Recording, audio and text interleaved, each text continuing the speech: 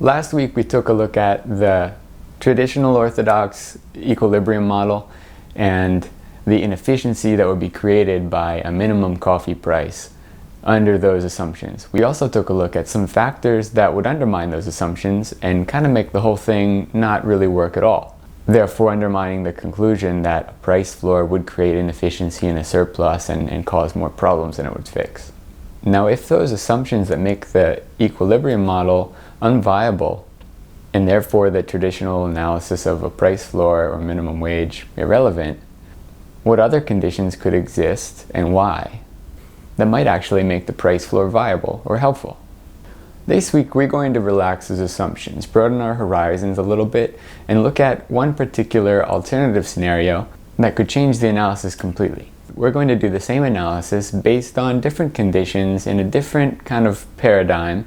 Not to say that it's definitely more realistic than the other one, though there's some evidence that it might be, which is something we're working on. But basically just to show that without all the facts and basing our analysis on unverifiable assumptions, we can't draw any definitive conclusions.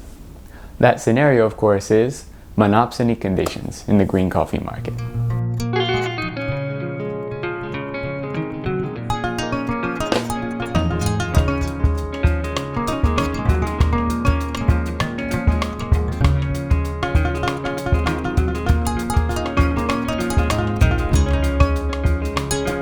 There's actually a report from Columbia University, affiliated with Jeffrey Sachs, so take that how you will, stating the possibility of the exertion of monopsony power in the coffee market artificially depressing the market price. I don't remember exactly how it was worded. It was something like there could be, alluding to the fact that the researchers thought there was a good chance there was. But that's quite an accusation and pretty hard to prove, so for some reason they just left it at that. But let's take a look at this situation. Based on that possibility, they actually proposed a price floor in order to counteract what they're supposing is a market failure. So when this thing that normally works sometimes temporarily doesn't work. I might argue that it normally doesn't work. Without getting into all that, let's just take a look at this alternative scenario in which the implications of a price floor could be quite different. So let's say our starting point is this black dot in the middle here. This is our current market price. The first thing you'll notice is that this is below the x. X does not mark the spot. What you talking about? According to the general theory of equilibrium, of course, this wouldn't happen. In order for this to happen, something is really not working right. I might argue that things like this happen all the time when everything's working just as someone would like it to work. But we'll get into that later. At this point here on the black dot, P1 is the price that's being paid. Now, at that price, supposing that supply and demand can be distilled down to individual curves, which may not be reasonable, but for the sake of argument, let's say it is. At this price, only this much should be produced. Let's call this Q2. And consumers at this very low price would be willing to take this much. Let's call this Q3. But of course, the price isn't high enough for producers to be interested in producing Q3. And producers might be on their way to producing Q2, much less than they're producing right now. But that move is slow and it's painful.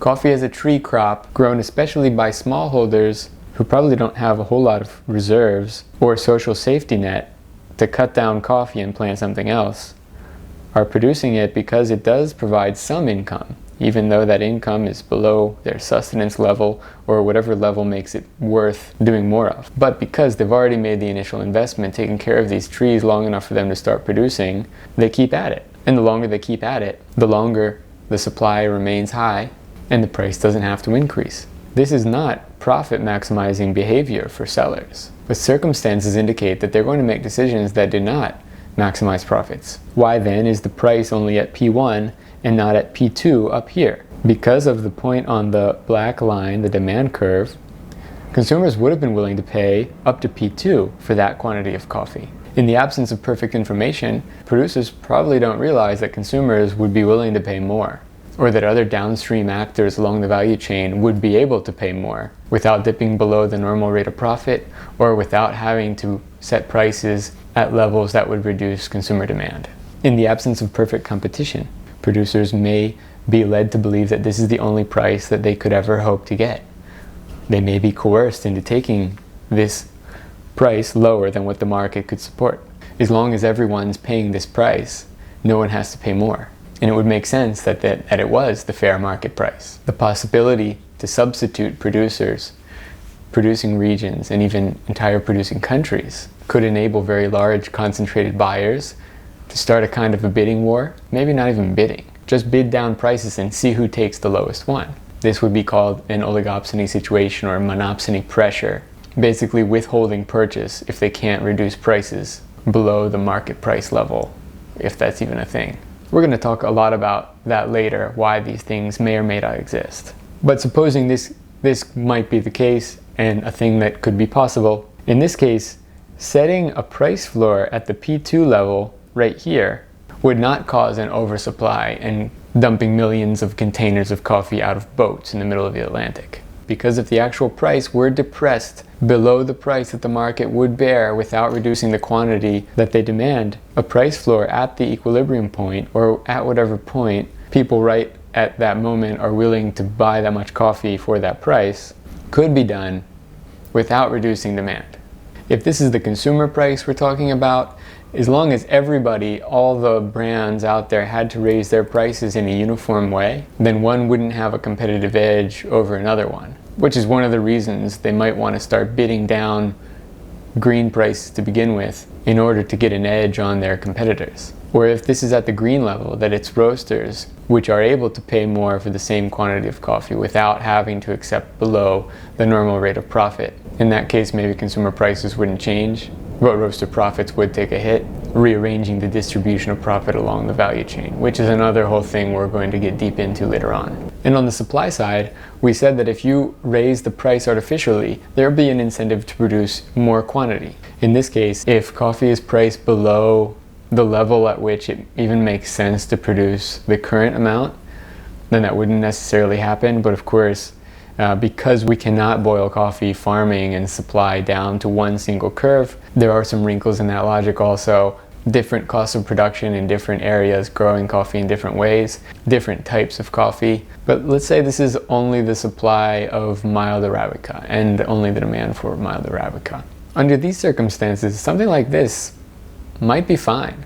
But you know what? I still can't completely get on board with the idea of a price floor as a way to solve low coffee farmer income. Why? Because it's not really a solution.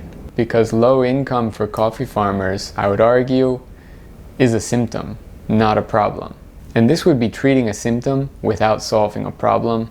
Forcing buyers to pay a little bit higher against their will would do nothing to disrupt the power dynamic that has led to this situation in the first place. This would not change the governance structure, bargaining power asymmetry, or the ability to set rules as to how the coffee supply chain works and how terms of trade are established. But that doesn't mean it would be a bad thing. It might be helpful in the short term until we can get to an actual solution.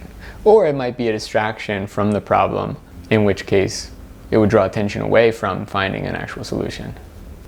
So that's that. There you have it. Some more tools to analyze these kind of proposals, such as price floors. And I hope you all to be a bit more vigilant than I was 18 months ago and be able to stop finance bro economics when somebody tries to throw it at you. Like I mentioned, I'm still in the process of uncovering my own biases that I don't even know about yet, learning all kinds of things that are going to improve my own ability to understand the coffee value chain, to analyze it in more complete ways. Maybe contradict things that I've told you in other videos, then probably that's going to happen. But that's life. So that's what I have for you all today. A little look at what a price floor would do under monopsony conditions in the green coffee market. I have a few more videos queued up in the next few weeks, but if this new direction of the channel is bringing up any additional questions for you, or if anything wasn't perfectly clear here, feel free to leave it in the comments, and I'll try to get to it in another video later on. And as always, if you feel like it, maybe buy a book. Don't like books, rather take a course? Try my course. Links in the description. Thank you for watching. See you next time.